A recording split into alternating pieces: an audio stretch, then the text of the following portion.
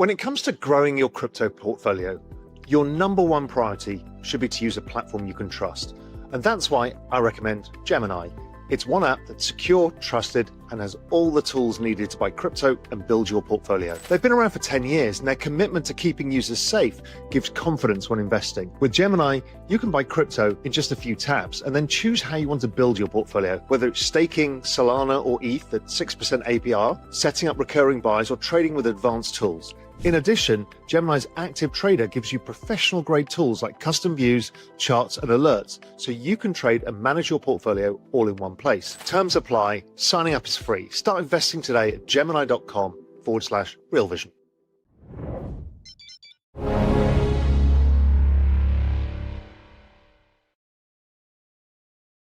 Happy Wednesday, everyone, and welcome back to another episode of Trading the Markets with Kris Bullock, aka Blastoplas. We've got a great show for you today. But before we get into that, I want to talk to you all about the crypto gathering, Miami, January. No panels, no posturing, just the good conversations with good friends and experts in the industry. So if that sounds like your vibe, I mean, Miami in January should be everybody's vibe. But if that sounds like you, head on over to realvision.com/crypto gathering and get your tickets today. I'll be there. Kris will be there. And many more people are going to be there. So we hope to see you all there. But anyway, let's talk about what we've got going on today. We've got, like I said, we've got a great show for you today. Vanguard is officially opening access to the Bitcoin and crypto ETFs, which puts millions of new investors in play. Bank of America is now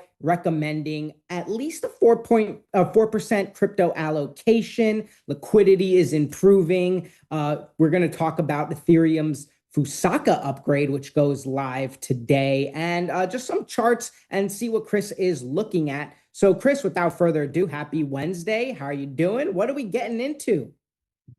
Doing well, yes, thank you.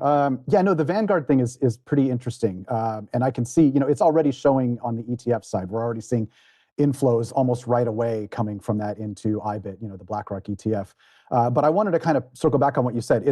Vanguard has 50+ million accounts with like $11 trillion in assets under management, and now that has access to crypto. Obviously, it's not going to be the floodgates opening, but that's a lot of money. I mean, that's a lot of money. 11 trillion.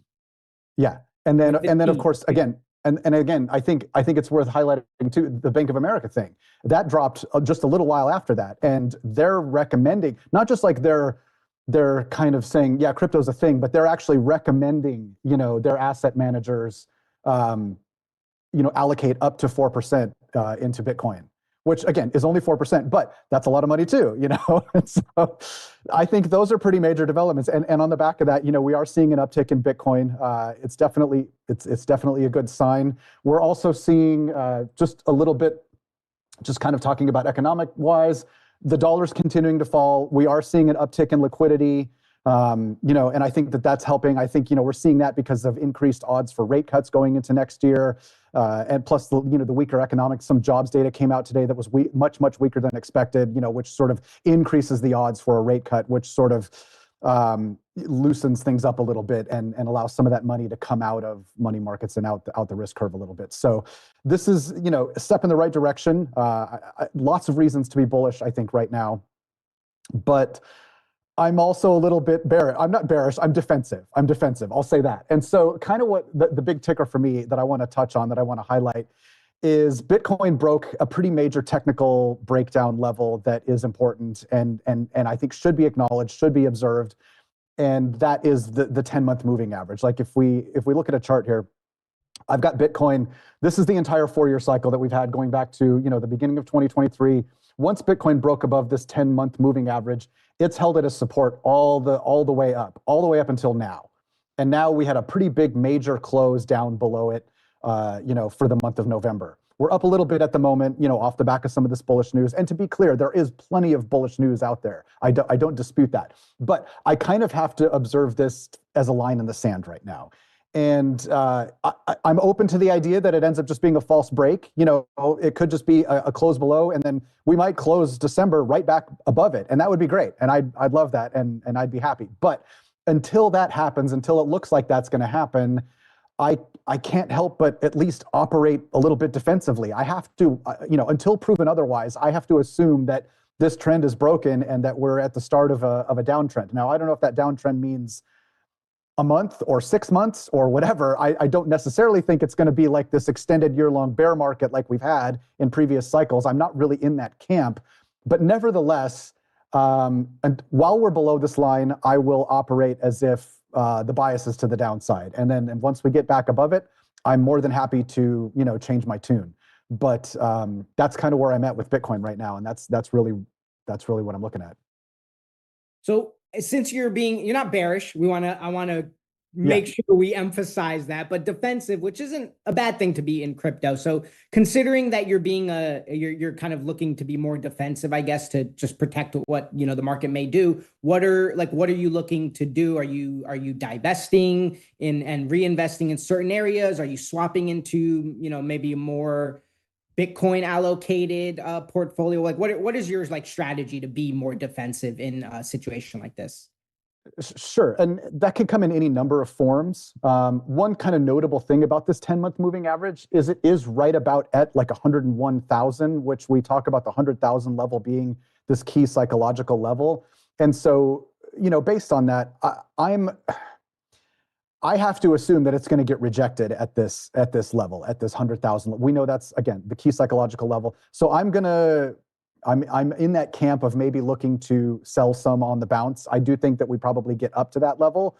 There's a decent chance that we do over the next few weeks, give or take. So I might rotate some of that into gold, PAX G. I might rotate some of that more into AI stocks. I might just rotate some of that into stable coins, or some combination thereof. And I don't fully plan to obviously exit crypto entirely. I still am, because again, I'm bullish overall. I can't make a case for 2026 being this massive breakdown. There's just too much going on that's too different from previous cycles. So I will keep, even if I do de-risk, whatever that ends up looking like, I'll probably still keep 50% or more in crypto. So I'll take 30 to 50% and reallocate it into some of these other assets that are doing well, or stable coins, or a combination thereof, just to kind of, again, lower my risk profile so that I'm not as exposed to any kind of extended downside price action. And then the idea, if I rotate some into stables, is that I'll just buy it back cheaper and buy it on the bounce. And so yeah. Yeah, always a good. We don't often think about. Well, at least I don't, but I don't often think about holding it in stables. That's a great strategy. I know a lot of people are probably wishing they had done that a while ago and now had stables to deploy now, or wait a little bit. So Kris, we hinted at this Ethereum Fusaka upgrade, which goes live today, right? Can you talk to us a little about that and what you think it's going to mean for that ecosystem? Potentially, what do you think it could mean for price action? What are your thoughts there?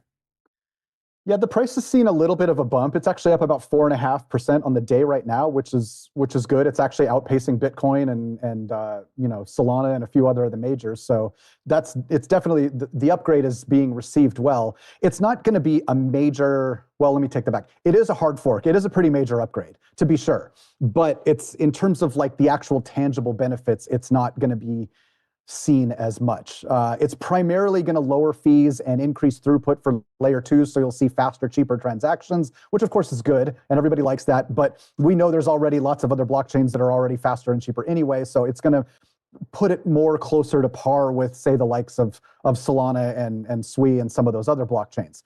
However, one cool benefit that maybe is flying under the radar a little bit is they've introduced some additional functionality for Web3 wallets, giving them the ability to integrate passkeys into their signature systems. So like right now with a Web3 wallet like MetaMask or Phantom or any of those wallet apps that we all use in our browsers, we know that they basically just, they use kind of the traditional seed phrase system, and you have a password to unlock and approve your transactions, provided you don't connect a hardware wallet to it.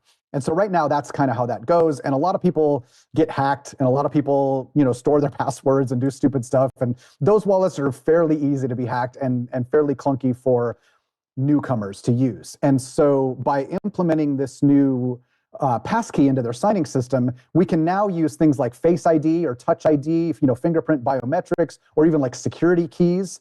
kind of just like how we would on our phones. And so now it makes it really easy because it kind of eliminates the passphrase or seed phrase rather from the equation, and it allows users to basically just, like tap your Face ID like you would with a banking app or something else. And so you can integrate it into your phone to approve the transactions. It's much closer to having like a hardware wallet integration.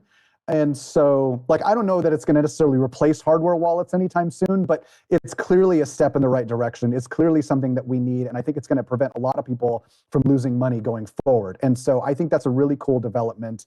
And obviously, what's being introduced today is just the functionality that exists. We still have to wait for the app developers to then integrate it into the app. So it's not going to happen overnight. But I think in the near future, you're going to see, again, the likes of Phantom and Solflare, but Phantom, MetaMask, and such, adding this functionality to it so that people can sign their transactions with passkeys and with their phones and things like that. And I think that that's great. So I'm looking forward to that. Never a bad idea to just implement more safety and just make it easier for people to interact and keep their stuff safe. That is kind of one of the things that holding us back in crypto. A lot of people are scared of self-custody. So something like this hopefully addresses that, so we'll follow it as this progresses. So we have a question coming up here, or right here, from Edmund on the RV website. What's going on with basic attention token? Is it a buy now, or is it too risky given its overperformance in recent months? So basic attention token, BAT. BAT, and then he specifically referenced the BAT USDT chart. Sure. Boy, I haven't looked at that one in a hot minute. Let's see here. Let me kind of zoom out since I'm not super familiar with its price action over the last chunk. So, okay, it's been in a generally steady downtrend with a series of lower highs and lower lows. It does have a nice bounce. It has recovered recently, like you said. Looking at the RSI, it is a little bit oversold here, or about to be, but it's got momentum, to be fair. Interesting. Let me kind of, hold on. I want to look at it here on this set of indicators too, and just see.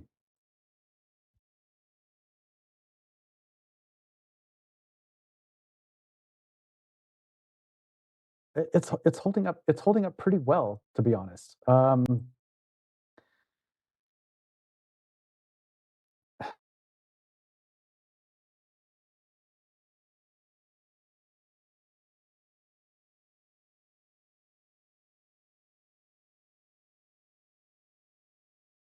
Yeah, we're looking at the BAT USDT chart for those of you following along right now. Kris is throwing up some indicators to get a better idea here.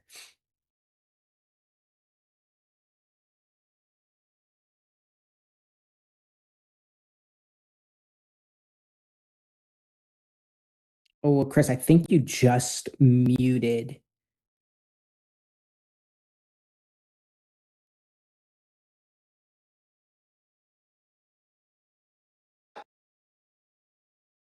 Let's go with this mic instead. Yeah, hopefully. You are back. Hopefully, I don't know what's going on there, but hopefully this works for now. Anyway, yeah, I don't know.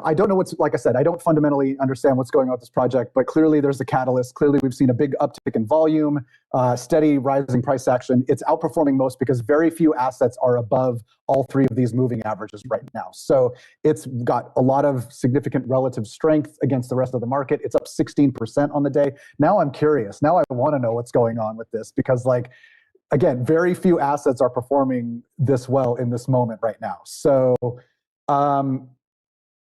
I don't know. If you're already holding it, I think keep holding it. If you are looking for a buy and you missed this rally, obviously it is a bit overextended. It needs to kind of come back to earth a little bit. Let's see where it is in its Bollinger Bands. It's right at about 2 standard deviations overbought. It's well above, the 20-day mean.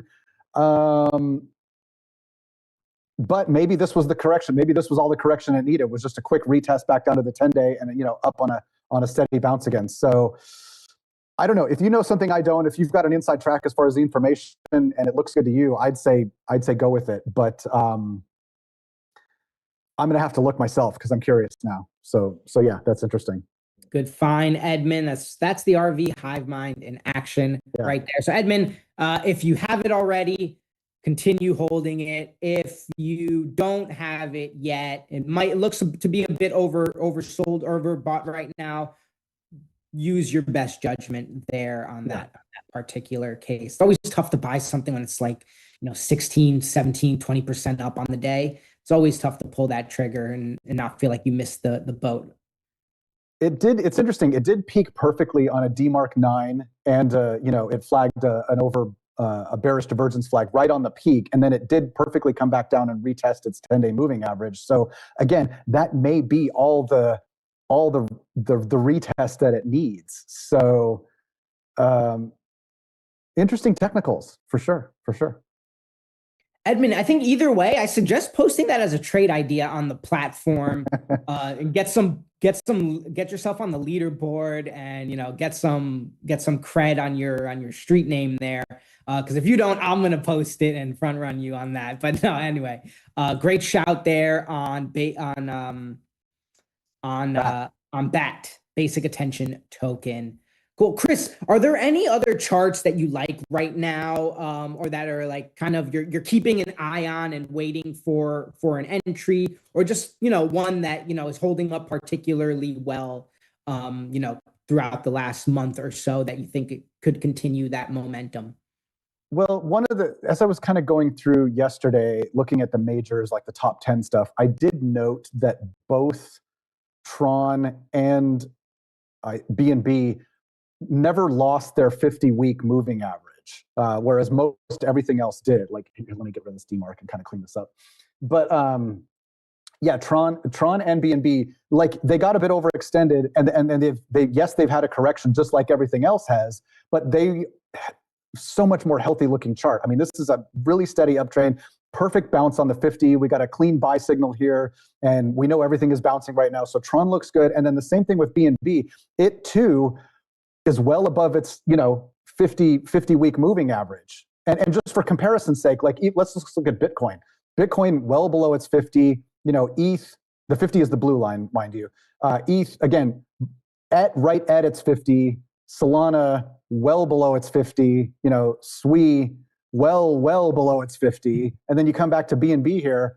This looks solid. I mean, it's a very, very solid structure. Yes, again, it's had a big correction, but structurally, it's just looking better than most and is more healthy than most. And I do think that, the things in the top 10 are going to continue to outperform as they have been for most of this year, really. That's really what I'm looking at. So we know everything is kind of on the bounce right now across the board. So it's like in a way, you kind of missed the buy opportunity. That was really a few days ago, over the weekend, when we had the lows. But I'd say if you're looking for the bounce, get in now, and whatever you're going to get in and ride it up. And then the big question comes, do we get rejected at the $100,000 level on Bitcoin or not in the coming days or weeks? That's going to kind of be where I'm looking to potentially exit any shorter term buys if I do look into that, or where I might look to de-risk. Because I mean, if you go on crypto Twitter, all you hear from anybody is, I'm waiting for the bounce and I'm going to sell at 100K because I missed the peak. Like, literally everybody is saying that. And so it's like, you have to assume that there's going to be a big contingent of people that do that. Now watch it comes and everyone's like, well, I don't want to sell. We ripped from, 86K or whatever, all the way back up to 100, we're going to the moon, because all these people they just forget. They're like, they're like a goldfish or something. It's like, they forget what they said, but we'll see. We'll see how it goes. I think there's going to be decent selling pressure. I will say that whatever crypto Twitter is saying, just not like individuals on crypto Twitter, but this is, the general crypto Twitter as a whole. Whatever they're saying, take the opposite bet on Polymarket, because if they're saying they're gonna sell at 100K, I have a feeling it's just gonna blow right past that. But again, it looks like it could hit up against that mark pretty soon, so we're gonna be watching that very closely to see what Bitcoin does, whether it rejects or blows past that line there. Kris, what about what if we hit that and then we reject? I know you said you you might be looking to sell a little bit and play that defense, but what are going to be your like broader thoughts if we hit that mark and we don't blow past it? Well, it's going to kind of certainly give a lot more credence to the 4-year cycle topper argument, that everybody's saying that we've peaked. Not that I necessarily agree with that again, but everybody's going to be like, look, this was the retest. We got rejected at the, whatever, the 10-month or whatever, 100,000 level, whichever one you want to look at. And we're, going on to lower lows is what everybody's going to say. And it's like, until that is invalidated, you kind of have to operate as if that's the base case, no matter what you think is going to happen next year or how many bullish catalysts you think are out there. The technicals are what they are, and it's very black and white. And so if there is a rejection, it's like we're in a downtrend until proven otherwise. And that's the bottom line. And so you have to play what the charts give you. And if that's what they're giving you, then you have to react accordingly. Well said. Well, so you play the game that is in front of you, not a different game.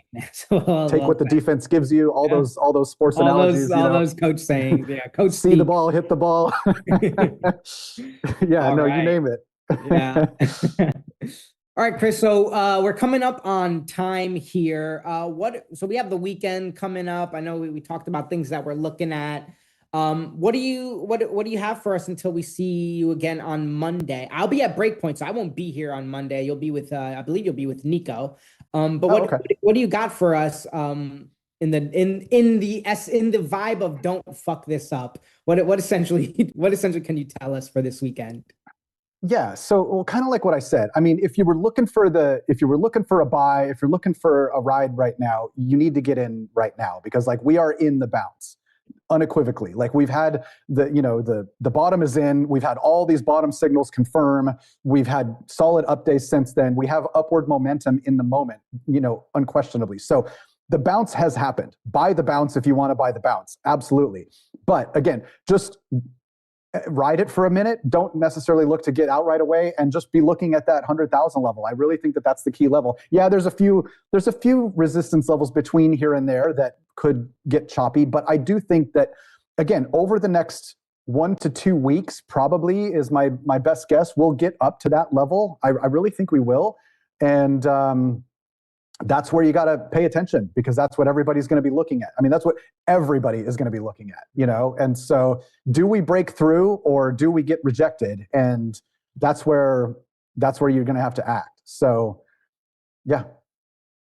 All right. Well, guys, until then, Kris will see you guys on Monday for our live TA show. Remember, that's only available for Connect members and above. So if you're not a Connect member already, go ahead and sign up and join us in the Discord. You get Kris's entry-level portfolio, which had a major update last week. You get Joe Bland's entry-level equity portfolio. You get Joe Bland's live show, and you get the Kris's live TA show in Discord, as well as the community access to the community hive mind, which is arguably the best value you can have here. So until then, guys, we will see you next week. Don't fuck this up. Head on over to realvision.com/crypto gathering to check out more information on tickets. It's going to be January 22nd. So I hope to see you all there again. Don't fuck this up, guys. See you next week.